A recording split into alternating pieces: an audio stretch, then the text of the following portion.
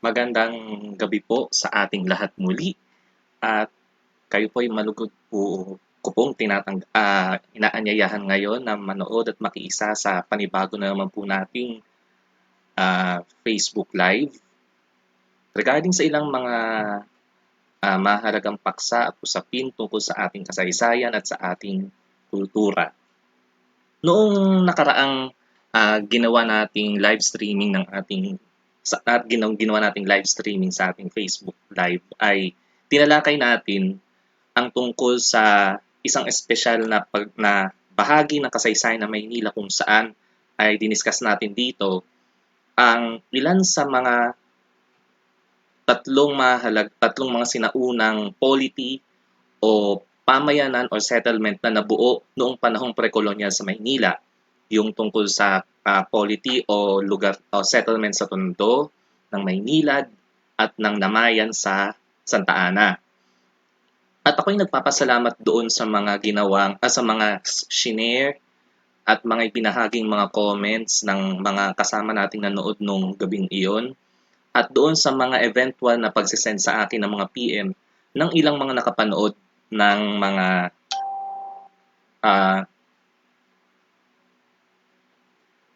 nakapanood sa nasabing Facebook Live.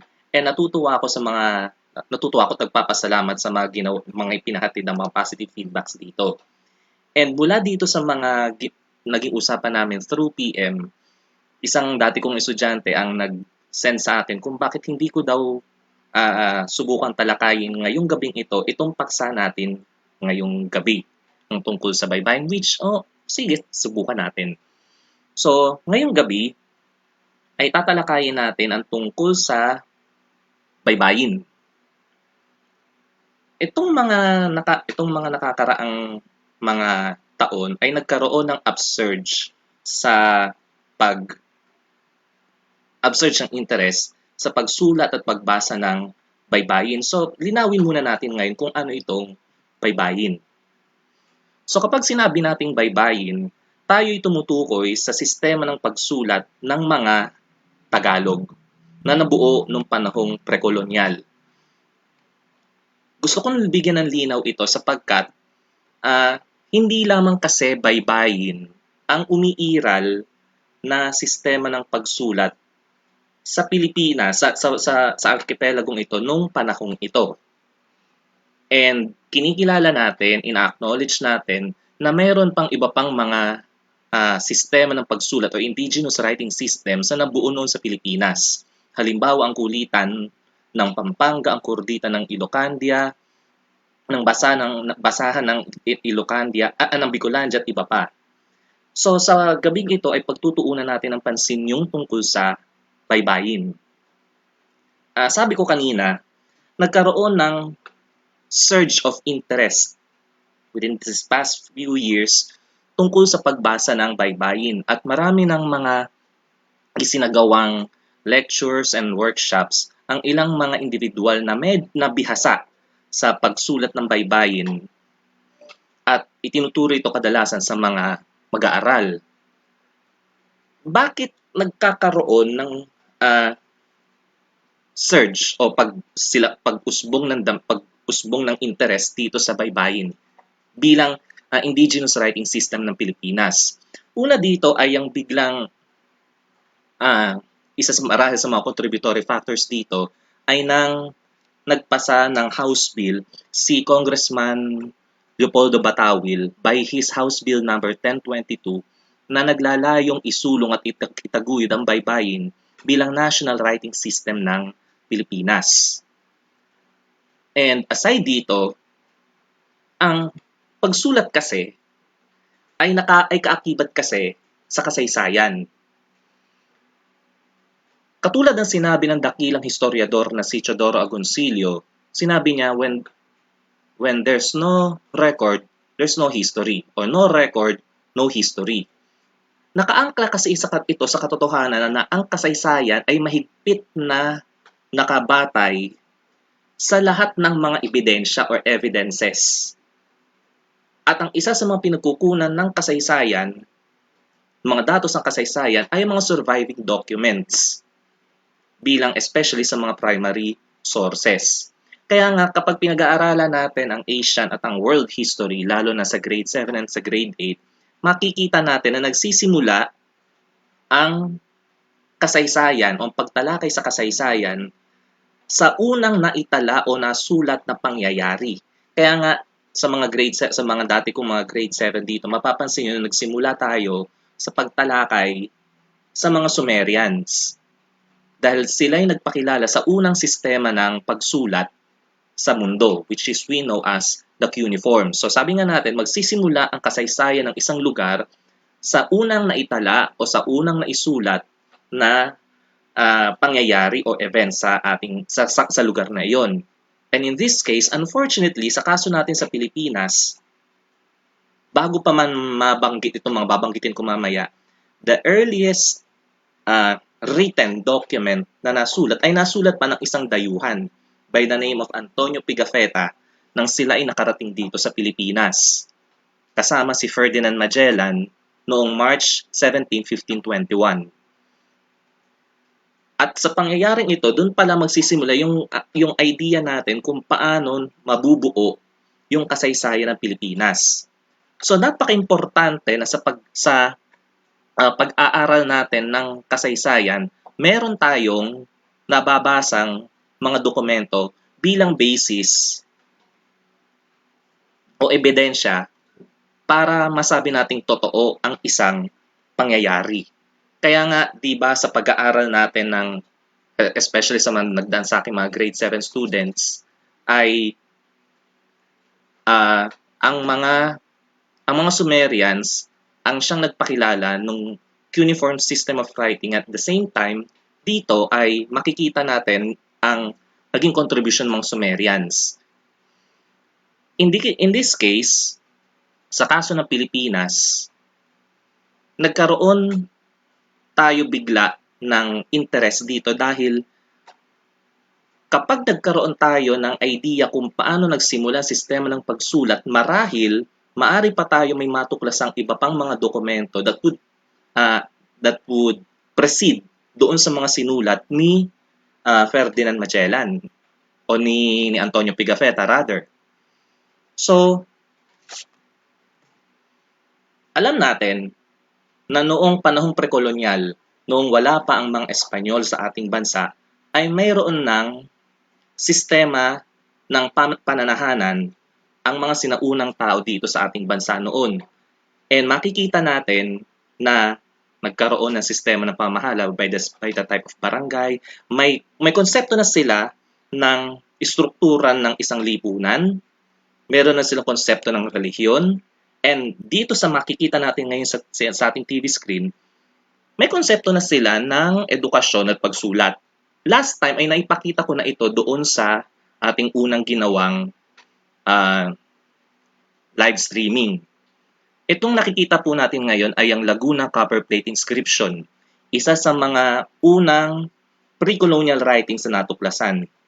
So nabanggit natin dito last time na ang Laguna Copperplate Inscription, ang inscription sa Binatbat na Tanso ng Laguna, ay nagtataglay ng kasulatan tungkol sa isang taong nagngangalang Namuaran, kung saan siya, ang kanyang pamilya at ang kanyang maging kaapu-apuhan ay palalayain sa kanilang pagkakautang na 1 kati at 8 suwarna ng ginto.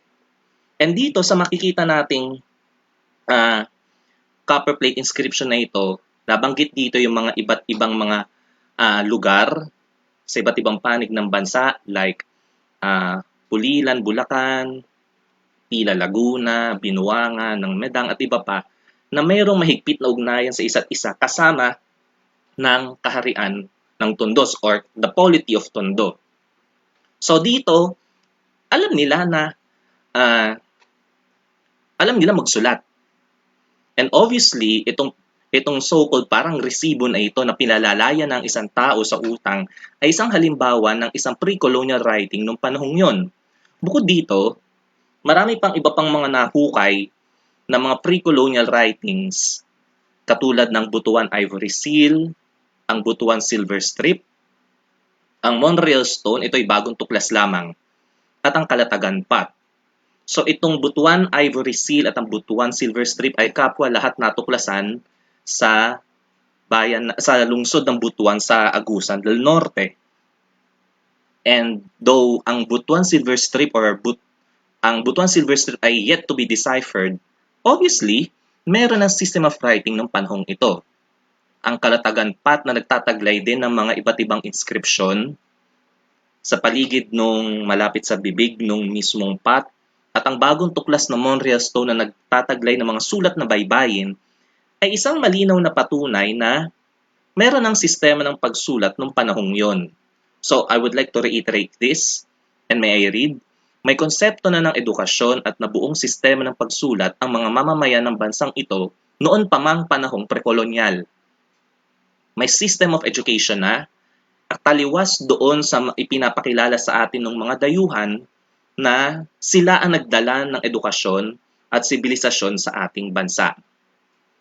And dahil may sistema tayo ng edukasyon, obviously meron tayong sistema na ng pagsulat na nabuo nung panahon ding yon. So, nung dumating ang mga Espanyol, hindi kaagad o unti-unting na binubura ng mga colonizers ang sistema ng pagsulat. Ito ay nasupplanted ng kanilang ipinakilalang alphabet. Bagamat dito sa makikita natin ngayon dito sa larawan na isang bahagi na o pahina ng doktrina Kristiyana, yung pinakamatandang nalimbag na aklat noong 1593, may isang bahagi dito na nasusulat yung dasal, halimbawa ng Ama Namin tsaka Baginoong Maria, ay nasusulat pa noon sa baybayin sa layuning maipaintindi sa mga natives noon na nadatnan ng mga Espanyol yung dasal na gusto nilang ituro.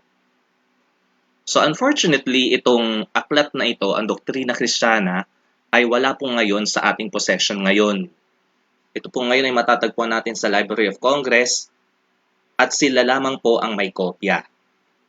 Ngayon, bukod dito, meron pang isa pang dokumento na nasa pag-iingat ng University of Santo Tomas na nagtataglay din ng mga salita o sulat sa baybayin. Ito yung nakikita nyo ngayon sa inyong TV screen ay yung pinakamatandang dokumento na nasa pag-iingat ngayon ng UST. Actually, ito isang titulo ng lupa ng UST. And nakasulat ito sa baybayin. Ito actually ay dalawang dokumento na nasa pag-iingat ng archives ng UST. Itong dalawang dokumento na ito na kapwa may petsa na 1613 at 1625 ay itinanghal bilang National Cultural Treasure ng National Museum of the Philippines. So obviously, may sistema ng pagsulat noon at umiiral pa noon ang pagsulat ng baybayin. Banggit ako ng banggit ng baybayin, pero ang alam ng marami sa atin dito, ang tawag dito ay alibata. Bakit for so many generations, ang alam ng mga ilan sa atin, especially mga nauna sa ating mga guro ng araling panlipunan at ilang mga tao, ang pagkakakilala nila dito ay alibata. Ipinakilala ito sa atin ng isang nagngangalang Paul Versosa na noon ay Dean ng University of Manila. Nung siya'y nagsasagawa ng ilang mga pakikipanayam or seminar at discussion sa ibang bahagi ng bansa, pinakilala niya ang paggamit ng salitang alibata upang tukuyin yung natuklasan niyang sistema ng pagsulat noon. And may I quote yung kanyang sinabi, "In 1921, I returned from the United States to give public lectures on Tagalog philology, calligraphy, and linguistics. I introduced the word alibata, which found its way into newsprints and often mentioned by many authors in their writings. I coined this word, take note, I coined this word in 1914 in the New York Public Library Manuscript Research Division, basing it on the Maguindano or Moro arrangements of letters of the alphabet after the Arabic. Alif, Ba, and Ta." So, he take down the letter F dahil wala naman ito sa alfabeto na ginagamit sa mga titik ng baybayin. So obviously dito si Paul Versosa made a mistake kasi alam natin na wala namang kinalaman ang mga titik ng baybayin sa mga sa mga letra at calligraphy na ginagamit ng mga Muslim people. So, mas akma itong tawagin bilang baybayin. So, ngayon, hindi na natin siya tatawaging alibata, kundi simula ngayon ay tatawagin natin siya bilang baybayin. So, let's proceed. Ano nga ba ang mga katangian ng isang baybayin o ng mga titik ng baybayin? Tandaan natin itong tatlong ito. Una, mayroong 3 patinig at 14 na katinig. So, there are 3 vowels, 14 consonants, totaling of 17 letters or characters. Number 2, nagbabago ang pagbasa sa isang katinig batay sa posisyon ng kudlit o ng virama. Mamaya paliliwanag ko kung ano yung kudlit tsaka ng virama. At number 3, ito ay sinusulat kung paano ang paraan ng pagbabaybay o syllabication ng isang salita. So sa mga susunod na mga minuto ay babanggitin ko kung paano sinusulat ang baybayin. So, una, kanina binanggit natin, mayroong 3 patinig at 4 na katinig. So, nakikita nyo ngayon ay yung mga symbols ng mga vowels sa baybayin. Ang A, which is ito, ang pangalawa namang titik ay yung E at saka ng E, at yung pangatlo ay yung O at saka U. Ibig sabihin, yung nasa gitnang titik ay parehong gumagamit ng letter E at saka ng letter E, ng letter E at saka ng letter E. At yung pangatlong letra, yung nasa kanan ninyo ay kapwa ginagamit para sa O at saka sa U. Maliwanag sa atin yan. So, yan yung 3 vowels o 3 patinig ng ating baybayin script. Meron tayong 14 na katinig or consonants. So, nakikita nyo ngayon sa inyong TV screen yung 14 o 14 na letters ng baybayin. Ito ay para sa ba, sa ka. Yung nasa gitna, yung da, ay pag ginagamit din para sa ra. Ang pang-apat ay para sa ga, sa ha. Ito naman ay para sa nga, sa la, ma, na, pa. And then yung sa ibaba ay ang sa, ta, wa, tsaka ng ya. Okay. Kung mapapansin ninyo, ay ang ginagamit na katinig dito ay parehong gumagamit ng katinig, which is halimbawa yung ba na sound at ng a na pinagsasama. So, tandaan natin itong mga letra na ito, yung 3 patinig at 14 na katinig para maintindihan natin yung susunod na talakayin. So, tandaan nyo muna itong mga letra na ito at basahin muna natin yung ilang mga kasama natin ngayong gabing ito. So, si Hannah Yesha Afable kasama natin ngayon. Si Ma'am Agnes de Guzman ng Philippine Cultural College ay nanonood ngayon. Si Sir Richard Nicdao, kasama kong guro sa Felipe Calderon High School. Si Angel San Diego nanonood. Crisnel Imperial, mag-host ka nga din ng watch party dyan sa Facebook. Facebook page, account mo. May Andalo Santos is also watching. Si Ross Abraham Morales ay nanonood ngayon. Si Lovely Espinosa ay nanonood. Si Ma'am Mary V. Rojas ay nanonood. Si Franz Reputula. Si Nazareth Beso ay nanonood. Mahilig to sa baybayin, kaya siguro to nanonood. Si Emmanuel John Gilboy ay nanonood. Puro to estudyante ah. Sean Kenji Aranja ay nanonood ngayon. Si Matt Gabriel Rade ay nanonood. Gayun din sina Greg Fustinianes, Isaiah Canlapan, si Ashley Vicencio, si Sir Kim Gakuya ng MAPE Department ng Calderon High School nanonood. Hello, sir. Si Ma'am Katrina Salas, kapwa ko guro sa Araling Panlipunan sa mataas na paralang Florentino Torres ay nanonood ngayon. Si Jericho Mesolanya ay nanonood ngayon. Si Adrian Royo ay nanonood ngayon. Si Ma'am Panuncio. Saan school ka na po ngayon, ma'am? Pa-comment na lang po. Si Ma'am Au, si Ma'am Amor Powers ng Osmeña High School nanonood ngayon. Si Hermione Cruz ay nanonood. Si Edelmar Caburnay ay ay kasama nating nanonood ngayon. So, I suppose ay natandaan nyo ngayon yung mga titik, yung 17 titik ng baybayin script. So, kung meron kayong mga tanong, pwede po kayo mag-comment dito para masikapan nating masagutan ito. So, paliwanag ko lang muna yung kahulugan nitong mga paraan ng pagsulat ng iba't ibang mga titik na ito ng baybayin. Lahat ng mga titik na ginagamit sa baybayin script ay hangon lahat ito sa kung paano gumagalaw ang kalikasan at ito'y may kinalaman sa ating mismong katauhan at karamihan sa mga titik na ito ay gumagamit ng pilosopiyang Pilipino na umiiral noong panahong yon. Take for example ang titik na ha. Importante ang titik na ito, ang ha, dahil ito ay kumakatawan sa dalawang bagay. Una, kumakatawan ito sa hangin, at ikalawa, ito ay kumakatawan sa espiritu ng kalikasan. So kung mapapansin ninyo, yung hugis ng ha ay parang daloy ng hangin o hininga na may kinalaman sa buhay. Importante sa isang tao ang hangin at ang kaugnayan nito sa hininga ng tao. Dahil ang hininga na nagmumula sa hangin ang siyang nagdudulot sa pilosopiyang Tagalog noon at sa pilosopiya ng Luzon at Visayas noon, ito ang nagbibigay sa atin ng tinatawag na ginhawa. So, sa sinaunang pilosopiyang Tagalog at sa sinaunang pilosopiyang umiiral ng panahong prekolonyal, mabanggit ko lang, meron tayong dalawang mahalagang bahagi ng katawan ng tao na pinaniniwalaan noon.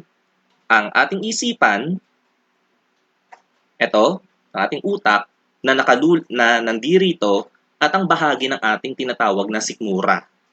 Ang sikmura ay iba sa tiyan. Kaya nga walang direktang translation sa salitang Ingles ng salitang sikmura. Sa ating utak, dito daw nakalulan ang ating kaluluwa. Sa sinuunang paniniwala noon, dito nakalulan ang ating ginhawa at dito naman sa ating sikmura nakalulan yung life force natin or what we call as the ginhawa. Sa sinuunang paniniwala noon, importante na ang kaluluwa ng tao na nakalulan sa ating utak at ang ating ginhawa na nakalulan sa ating sikmura ay dapat magka-align. Kaya nga sinasabi nga noon kapag magka-align daw ang ating ginhawa at ang ating kaluluwa patuon sa langit, sinasabi ng isang tao ay matuwid. Kasi tuwid yung kanyang ginhawa, yung alignment ng kanyang ginhawa sa kanyang sikmura at ang kanyang kaluluwa.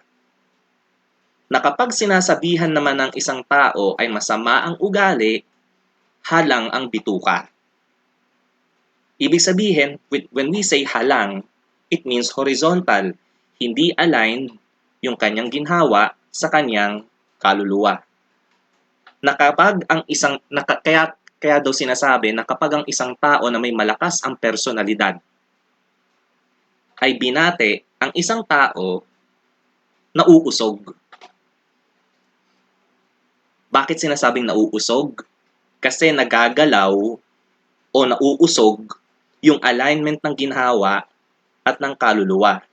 Kaya nga 'di ba sinasabi nga ang unang sumasakit sa isang taong nauusog daw ay ang tiyan. So nabanggit lang natin. Ito yung ilan lamang sa mga filosofiya o paniniwala ng mga sinaunang tao ng panahong yon. So yan yung ha. Isa pang magandang halimbawa dito na may malalim na kahulugan ay ang letrang ba sa baybayin script. Kung mapapansin ninyo ang hugis na ba na nakikita nyo ngayon sa inyong TV screen, ay mahalin tulad sa isang binhi. Kaya kung mapapansin ninyo ang salitang binhi, babae, at buhay ay kapwa gumagamit ng iisang titik. Lahat sila ay may kinalaman sa buhay. Alam natin ang binhi siya pinagmumulan ng buhay ng isang halaman at ang isang babae ay pinagmumulan ng buhay ng isang tao. At ang hugis mismo ay hugis ng isang binhi at ng womb ng isang babae. Malinaw siguro sa atin ito kung inyong mapapansin. Isa pang mahalagang letra o may titik na may malalim na kahulugan sa baybayin script ay ang la. Kung mapapansin ninyo, ang la ay pinagsamang titik na ha na may kinalaman sa hangin at yung kalahati ng ba na may kinalaman sa buhay. Kasi itong pagsasama ng hangin at ng buhay ay may kinalaman sa konsepto ng paglalang o creation na ating sa sinaunang mitolohiyang Pilipino ay ikinakabit o inaakibat sa isang lalaki. Kaya nga ang pagtingin natin sa may lalang sa God Almighty nung sinaunang panahong prekolonya ng Pilipinas ay isang lalaki na naglalang o lumikha sa lahat ng bagay. Tinatawag di ba natin siya na Bathala o Bahala mula sa salitang ba na pinagmulan ng buhay, mula sa hangin na nagdadala ng buhay, at la na siyang naglalang sa lahat ng bagay na may buhay. Ngayon, mapapansin din natin ang tungkol sa ilang mga titik pa o letters sa baybayin script na alam natin may kinalaman na may malalim na kahulugan. Kaya kung makikita natin, bawat salita dito bawat titik dito ay may kahulugan o may kinalaman sa umiiral na paniniwala o pilosopiya ng tao noon at may kinalaman ito sa kalikasan. Panghuli banggitin ko tong letrang yung titik na ga. Isang pagsasama ng buhay mula sa tree at ng hangin o hininga na may kinalaman sa ating ginhawa. Ang unang letra ng salitang ginhawa, which is ga. So, malinaw sa atin ito yung ibig sabihin ng bawat mga letra ng baybayin. So I suppose ay natandaan na ninyo itong mga titik na ito.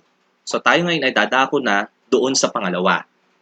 Kung matatandaan natin, ang bawat titik ng katinig o consonant ng baybayin ay pinagsamang titik na consonant talaga na ba, halimbawa ba, at ng isang vowel na ba. Sabi natin nung pangalawa, nagbabago ang pagbasa sa isang tinig batay sa posisyon ng kudlit o ng virama. Take for example itong ba na ito. Babasahin natin ito na ba. B-A. Paano natin ngayon gagawin ito na be o kaya ng bo? So para mabasa natin itong titik na ito na be, lalagyan lamang natin ito ng kudlit sa ibabaw nung titik na iyan. So kapag may kudlit o tuldok na makikita kayo dyan sa ibabaw nung titik na yan, ang basa ngayon dyan ay be o ng B. So para naman ito ay mabasa naman natin na bo at ng bu, ang kudlit naman ay isusulat natin o ilalagay natin sa ibaba. Maliwanag sa atin. So kapag be o B, ang kudlit ay nasa itaas. Kapag bo o bu, bo o kaya bu, ilalagay natin ang kudlit sa ibaba. Sir, hindi kami gagamit ng vowels. Consonant lang na ba ang gagamitin namin. Paano po iyon? Ang gagawin natin, tayo ay maglalagay ng isang virama sa ibaba ng titik. Ang virama ay ang pamatay patinig o vowel deleter. Para magiging basa natin dito ay ba. In this case, ang gagamitin nating virama ay krus o krus virama. Ito'y pinakilala sa atin ni Padre Francisco Lopez noong 1620. May isa namang anthropologist by the name of Anton Postma, yung nakapag-interpret din nung Laguna Copperplate inscription na nagpakilala din ng isang iba namang uri ng virama na tinatawag na pamudpod virama, which is yung kudlit lang din na pahaba sa ilalim. But in this case, ang gagamitin natin ay ang krus virama na ipinakilala sa atin ni Francisco Lopez. So tandaan, uli, para mabasa ito na B o B, ang kudlit ay sa itaas. Kapag bo or bu ang basa natin, ang babasahin natin, ilalagay ang kudlit sa ibaba. Kapag B sound lang, lalagyan natin ng virama sa ibaba. Just like also sa kaso ng ibang mga letra, ganun din, sa ka. Para babasa natin to na ke or ki, ang kudlit ay sa itaas. Kung babasahin natin to bilang ko or ku, ang kudlit ay sa ibaba.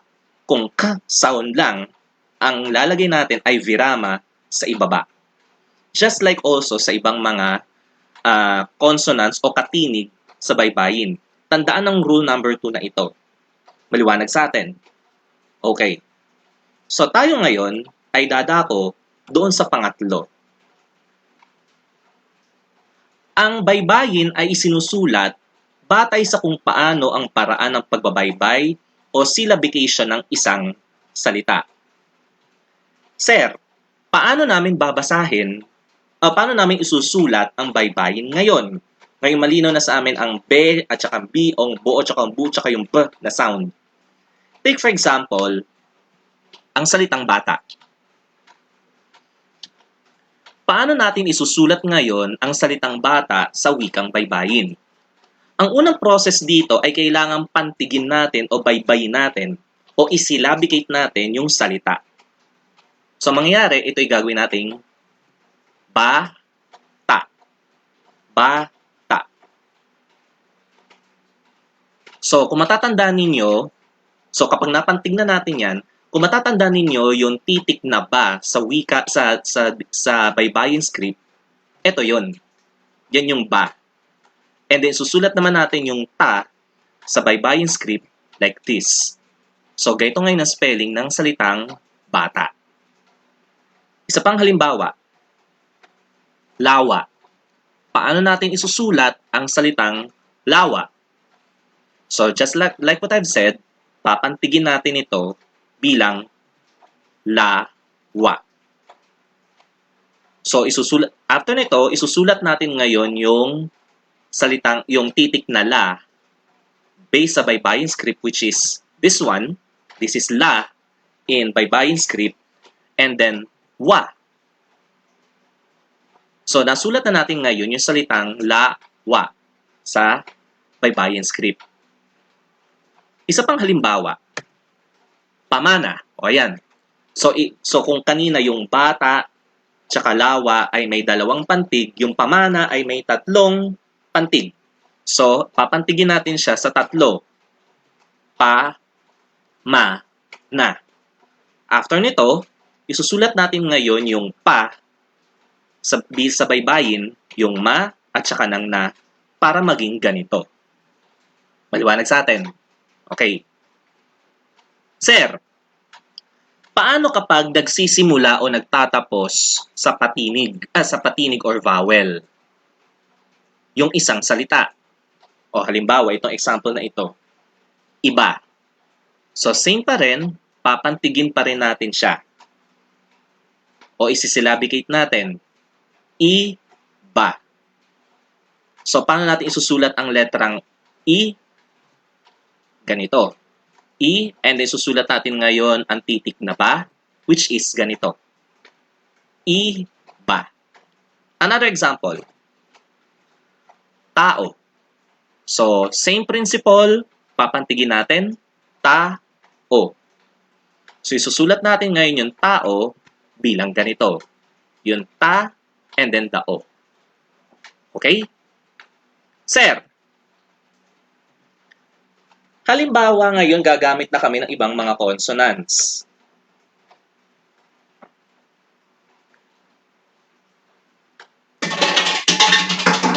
Gagamit ngayon ng ibang consonants. At saka ng vowels. Halimbawa, piso. So, same principle pa rin. Pagpapantigin natin ang salitang piso. Piso.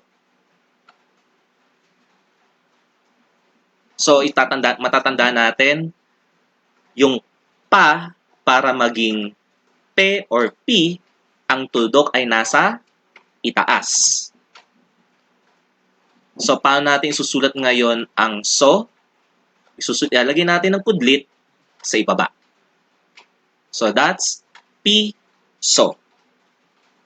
Sa panghalimbawa, dito. So, same principle pa rin. Pagpapantigin natin, dito. So, isusulat natin ngayon ang D kung saan ang kudlit ay nasa itaas. At isusulat natin ang to kung saan ang kudlit ay nasa ibaba. Maliwanag sa atin siguro. Okay. Isa pang halimbawa, pinuno. Same principle, pagpapantigin natin, pinuno. So, isusulat natin ngayon siya kung saan ang P ay kung saan ang kudlit ng P ay nasa itaas at ang kudlit ng nu at saka ng no ay nasa ibaba. Maliwanag sa atin? Okay. Sir, paano namin ngayon to isusulat? Wala naman pong patinig doon sa ilang mga consonants o patinig na nandirito. Yung saing, yung dulot, at kalimot. Unahin natin yung saing.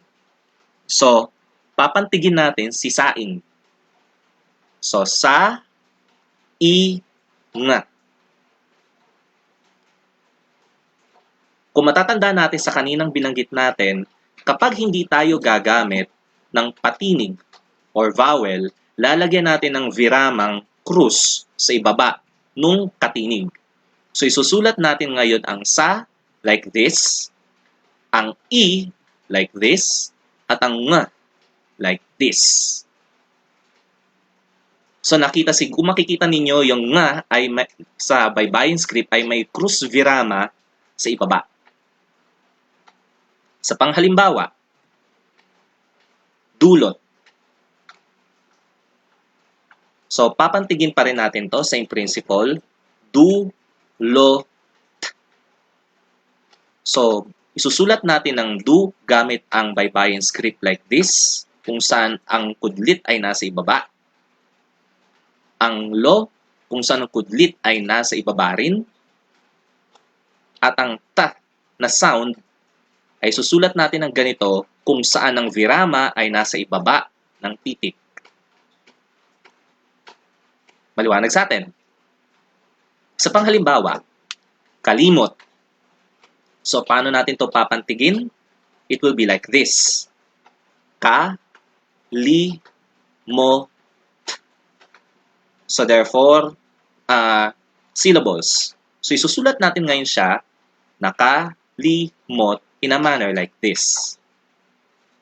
So, tandaan natin na kapag gagamit tayo ng krus virama, kapag hindi natin gagamitin yung patinig doon sa isang katinig sa baybayin script. Sa panghalimbawa, yung isang consonant na gagamitin natin na walang vowel ay nasa gitna o nasa unahan ng isang salita. Halimbawa, klase. So, same pa rin, papantigin natin, klase. It will be like this. K-la-se. So, paano natin isusulat ang letrang K sa baybayin? Lalagyan natin to ng virama sa ibaba. And then, susulat natin ngayon ang la at ang se. Maliwanag? Same principle din. Libro, halimbawa. Libro, papantigin natin ito like this. Li-b-ro. So, isusulat natin ang li kung saan ang kudlit ay nasa itaas. Ang b ay isusulat natin kung saan ang krus virama ay isusulat sa ibaba. At ang ro ay isusulat kung saan ang kudlit ay nasa ibaba. Matatandaan natin na ang titik na ito, this one, yung nakikita nyo ngayon na sa dulo, ay pareho din ginagamit ng letrang da. Ibig sabihin, yan titik na yan sa baybayin script ay kapwa gagamitin para sa letrang da at sa letrang ra. Maliwanag sa atin. Another example, module. So, paano natin babaybayin si module? So, same pa rin. Tandaan natin na dapat tandem si katinig at si patinig. So, kung babaybay natin ito, magiging ganito ito. Mo, d, yu, l. So, isusulat natin ngayon siya bilang ganito. I suppose ay malinaw ngayon ito sa atin kung paano ngayon ito isusulat. Sir, so kung isusulat natin ngayon halimbawa itong salitang ito, pinagkukunang yaman. Paano natin ngayon ito isusulat sa salita baybayin script? So, P, kung saan ang kudlit ay nasa itaas, na, G, kung saan may krus virama sa ibaba, Ku, kung saan ang kudlit ay nasa ibaba, katulad din ku, ang kudlit ay nasa ibaba, na, at ang nga, na mayroong krus virama sa ibaba, and then space, which is, this is y, ya, ma, n.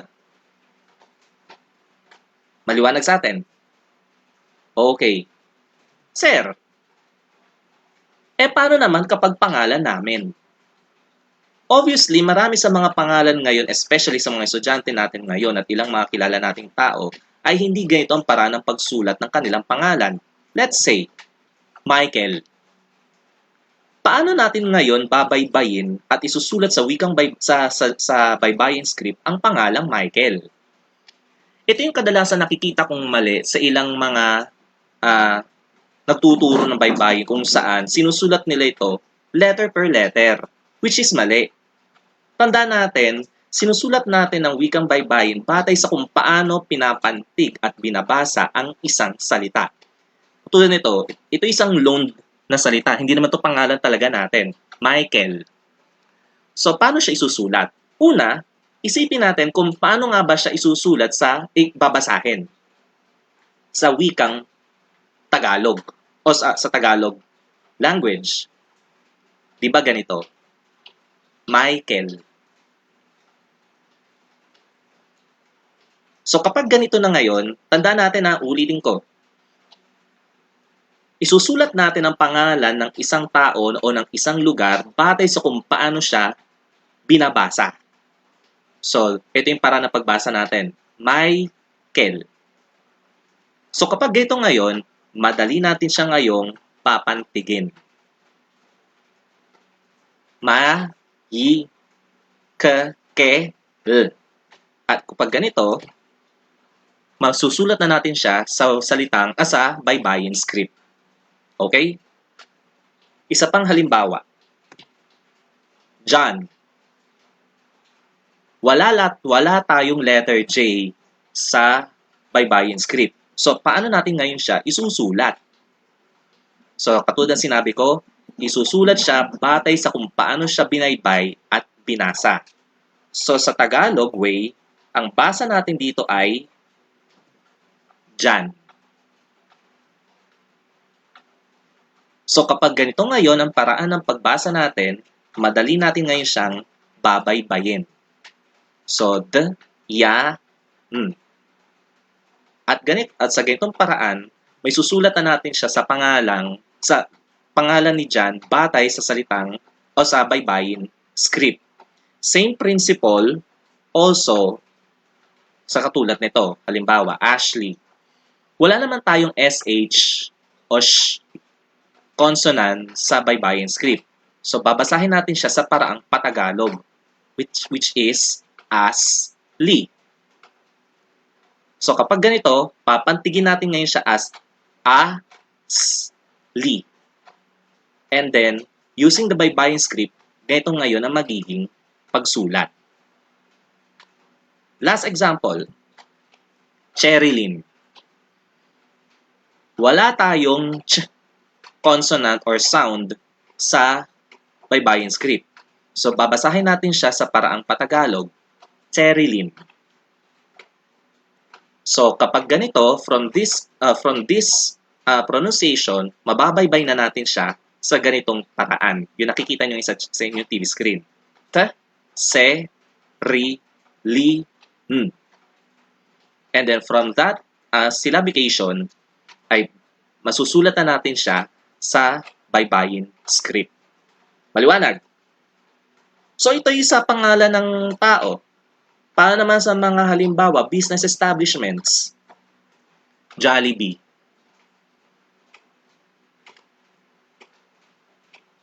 Paano natin susulat ngayon si Jollibee sa salitang o sa baybayin script?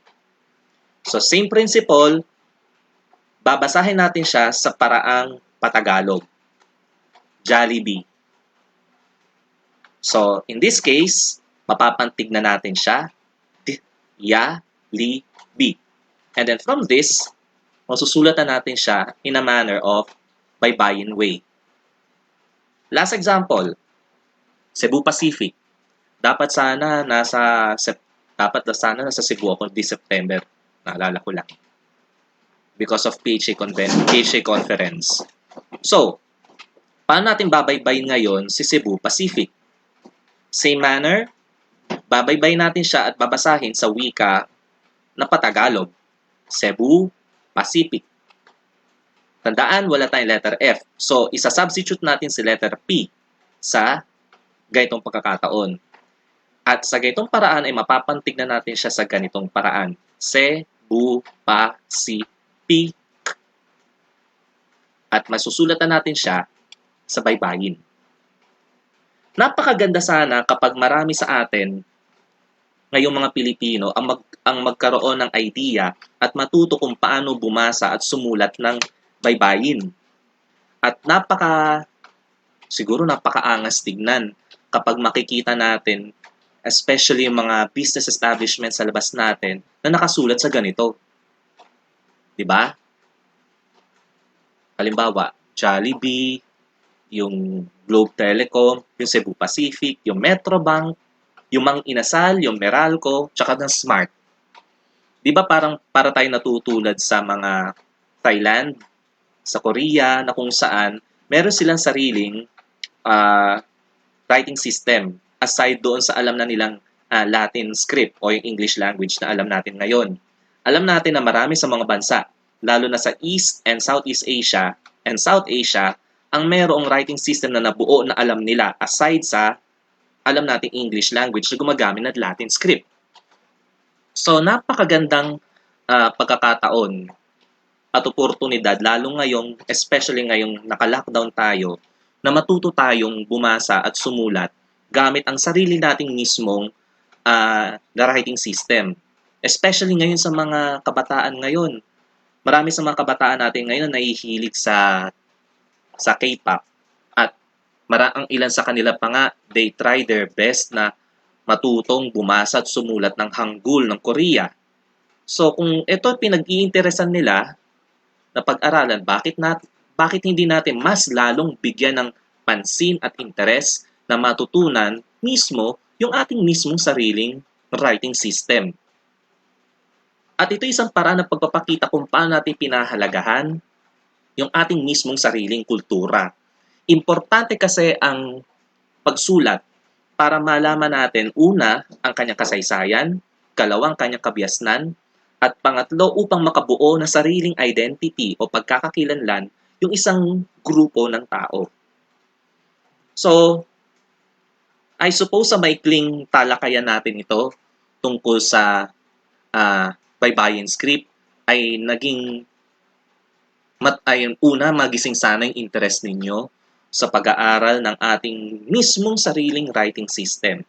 So balikan natin, alam natin na ang baybayin ay binubuo ng 3 patinig o vowels at 14 na katinig o consonants, totaling of 17. So I suppose ay natandaan na natin ito. At ikalawa, tandaan itong 3 mahalagang bagay na ito tungkol sa baybayin script. Una, mayroong 3 patinig at 14 na katinig nga, ito na binanggit natin. Pangalawa, nagbabago ang pagbasa ng isang katinig batay sa posisyon ng kudlit o ng virama. So kapag E o I ang pagbasa, ang kudlit ay sa itaas. Kapag O or U, ang kudlit ay nasa ibaba. Kapag hindi gagamit ng vowel o patinig, gagamit tayo ng krus virama sa ibaba ng katinig. At pangatlo, ito ay isinusulat kung paano ang paraan ng pagbabaybay o syllabication ng isang salita. So katulad sinabi ko, sana sa pamagitan itong Facebook Live na ito ay magising kahit papaano yung interest ninyo sa pagbasa at pagsulat ng sarili nating writing system.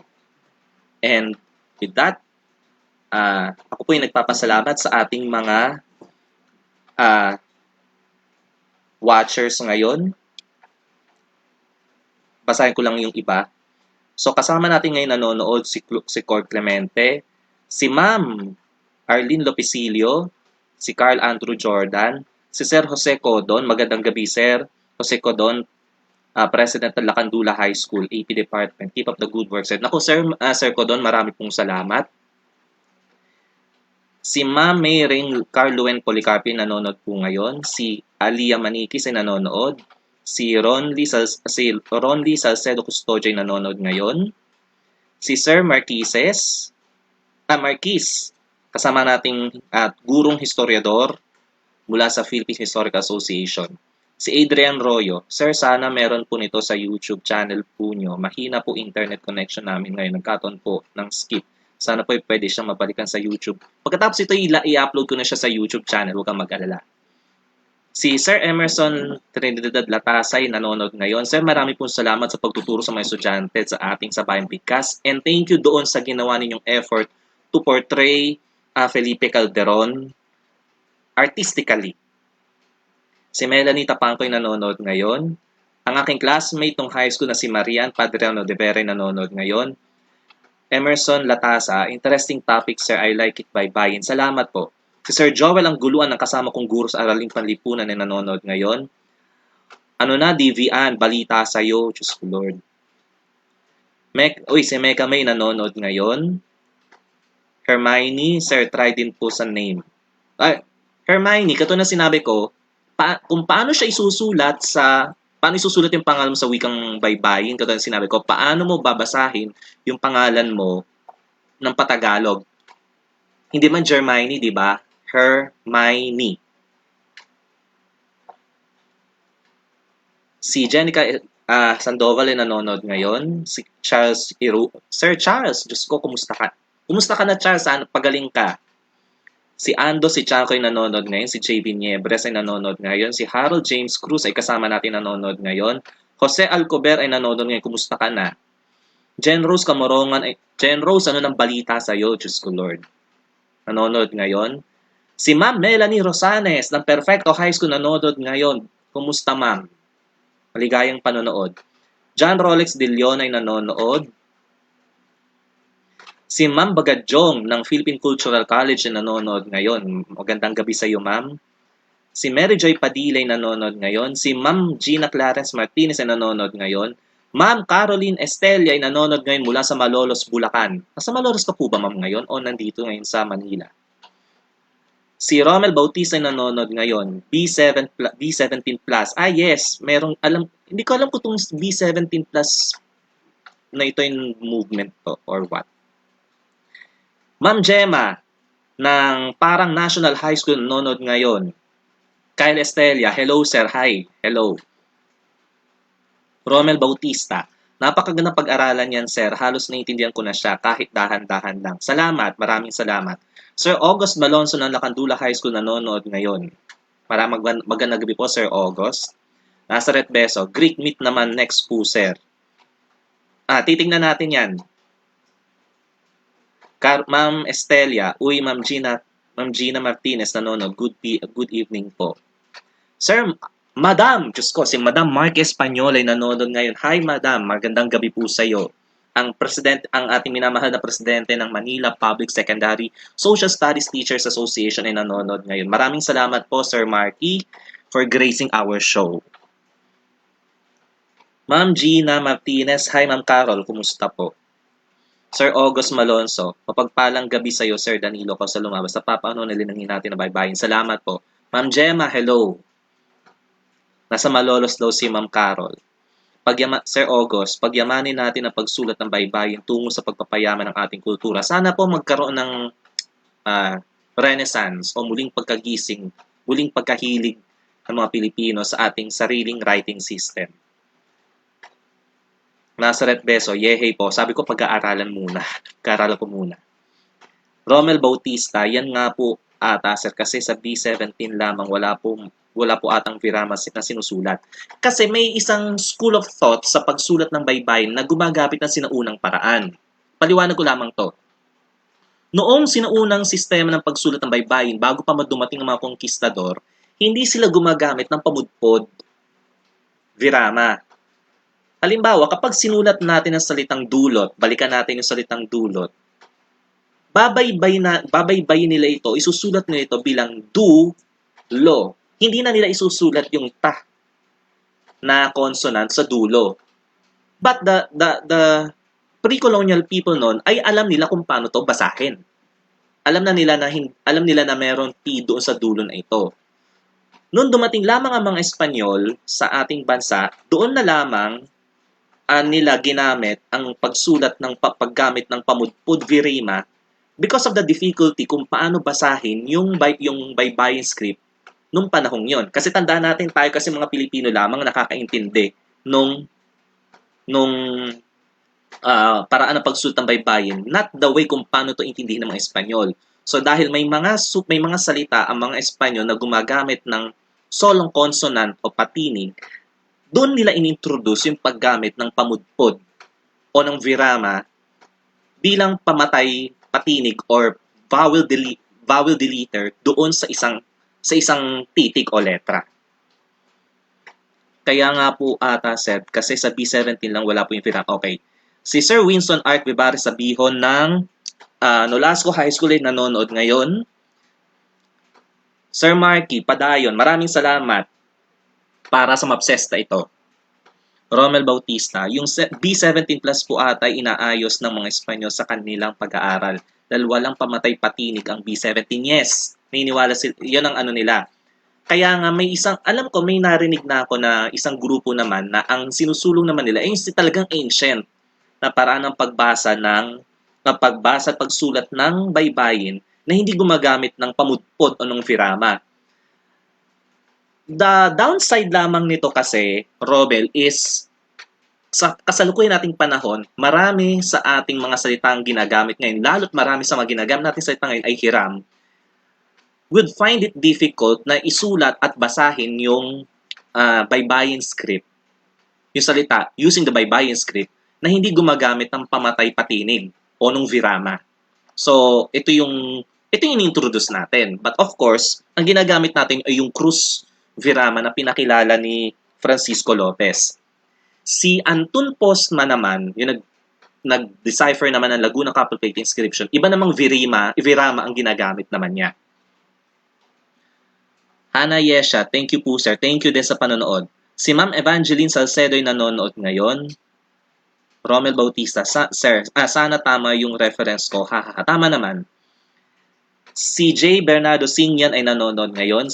Si Erna Joy Lopez Torres ay nanonood ngayon. Si Ma'am Winnie ay nanonood kasama natin ngayong gabing ito. Marami pong salamat sa lahat ng mga nakasama natin at na nanood ngayong gabing ito.